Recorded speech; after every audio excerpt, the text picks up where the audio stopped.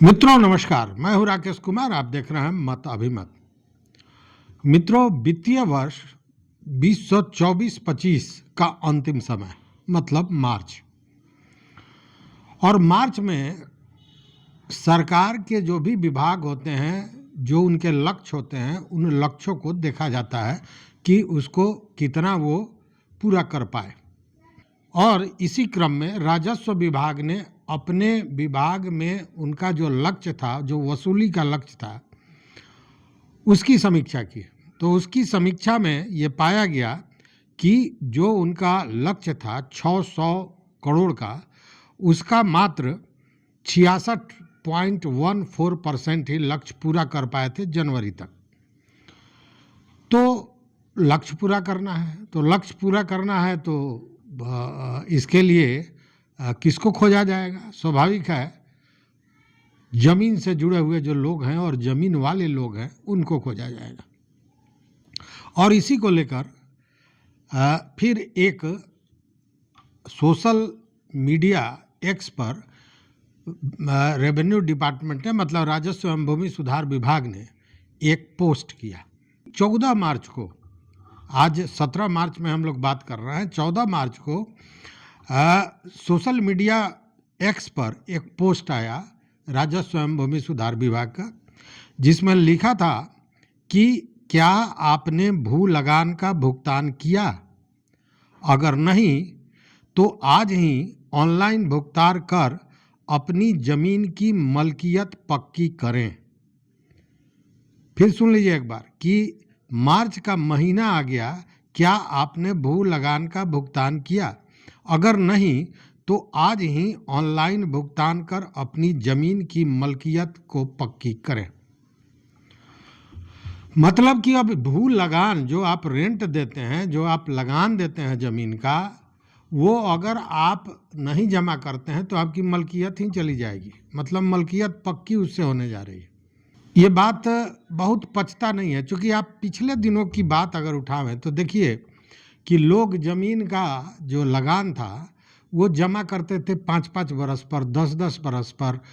कर्मचारी के पीछे लोग दौड़ते थे। कर्मचारी कभी कहता था कि मेरे पास बुक नहीं है, कभी कोई बहाना, कभी फुर्सत नहीं है, और तब एक बार 5 बरस 10 बरस का लोग जमा करते थे, लेकिन किसी की मलकियत जाती नहीं थी। लेकिन अब जो ये बात कही गई है, इसमें यह कहा गया है कि मलकियत पक्की कर लें। और भी आगे कुछ चीज़ें हैं। 31 मार्च अंतिम तिथि है। इससे पहले जमीन का लगान जमा करना होगा। बकाया लगान से संबंधित जमीन मालिकों के खिलाफ नीलाम पत्र वाद दायर किया जा सकता है। इसके बाद भी मामला आगे बढ़ता है तो नीलामी नोटिस जारी कर जमीन नीलाम किया जा सकता है। कोई भी जमीन मालिक ऐसा नहीं चाहेगा कि वो लगान नहीं जमा करे, इसलिए कि लगान उसके सर पर भी तो पहले जो 10 बरस पर जमा होता था, तो ऐसे मान लीजिए कि हमको 500 रुपया लगान देना है, लेकिन 10 बरस का देना है तो सीधे 5000 हुआ, तो एक बार वो भारी भी पड़ता था। इसलिए लोग तो चाहते हैं। हालांकि अब सुविधा हो गया है। सुविधा ये हो गया है कि लगान भू राजस्व का जो आपको जमा करना है वो आप ऑनलाइन कर सकते हैं। उसके लिए अब कर्मचारी के यहाँ दौड़ने की ज़रूरत नहीं है, भागने की ज़रूरत नहीं है। आप ऑनलाइन घर बैठे उसको जमा कर सकते हैं। हालांकि ये जो सोशल मीडिया एक्स पर जो पोस्ट आया है, उसमें कैसे जमा करना है उसकी भी जानकारी दी गई है। अभी जो भूमि सर्वे की बात हो रही है, भूमि सर्वे का डेली डेट क्यों बढ़ रहा है? इसलिए बढ़ रहा है कि सरकार के पास जो दस्तावेज होने चाहिए, जो जिसका कस्टोडियन सरकार है, उसके बाद खुद उपलब्ध नहीं है। और जब उपलब्ध नहीं है तो फिर तमाम तरह की परेशानियां हो रही हैं। जो उपलब्ध है उसको ऑनलाइन करने की ज़रूरत थी, उसमें बहुत जगह ऑनलाइन हुआ है, बहुत जगह नहीं हुआ है। फिर पिछले दिनों हमने बताया था, मंत्री महोदय ने जो बजट राजस्व एवं भूमि सुधार विभाग का पेश हुआ था सदन में, उसमें उन्होंने कहा भी था कि पहले जो लक्ष्य रखा गया है जुलाई 2026 सर्वे को पूरा करने का लक्ष्य, उसको 5 महीना और बढ़ाया गया है और अब ये लक्ष्य हो गया है दिसंबर 2026। मतलब दिसंबर 2026 तक भूमि सर्वेक्षण का कार्य पूरा कर लेना है।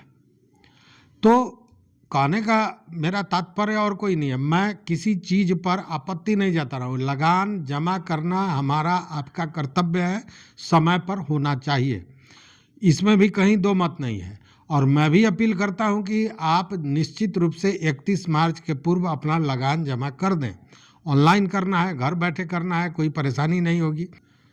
इसलिए मेरा सबसे पहले अनुरोध है सारे ज़मीन के जो मालिक हैं कि आप समय पर लगान जरूर दे दें। और इसके लिए मैं प्रोसेस भी बता देता हूं कि जो राजस्व एवं भूमि सुधार विभाग का जो पोर्टल है, उस पोर्टल पर जाएं, biharbhumi.bihar.gov.in, उस पर जब आप जाइएगा तो अपने ज़िला का, अंचल का, उसके बाद हल्का का, मौजा का सब जगह दिया हुआ है। उस पर पे आप भरें किस ज़िला से हैं, किस हल्का से हैं, किस अंचल से हैं, किस मौजा से हैं। जब आप भर देते हैं तब फिर आपको अपना जमाबंदी नंबर देना होगा, खाता नंबर देना होगा, खेसरा नंबर देना होगा, रैयत का नाम देना होगा। इन सारी चीज़ों को देखकर आप अपना जमाबंदी खोज लें। और जमाबंदी जब खोजेंगे तो वो आपको प्रदर्शित कर देगा, बता देगा कि कितना लगान आप पर बकाया है।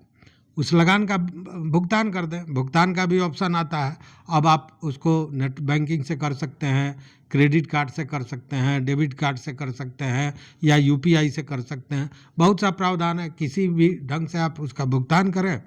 लेकिन भुगतान के साथ निश्चित रूप से याद रखें कि जो ट्रांजैक्शन आईडी है उसको अपने पास सुरक्षित जरूर रखें, क्योंकि वही आपका प्रमाण पत्र होगा कि आपने जमा किया है।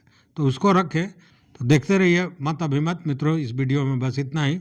चैनल पर ना हो तो सब्सक्राइब कीजिए, लाइक कीजिए, दोस्तों के साथ शेयर कीजिए और अपना विचार जरूर दीजिए। बहुत बहुत धन्यवाद। कोटिशः आभार।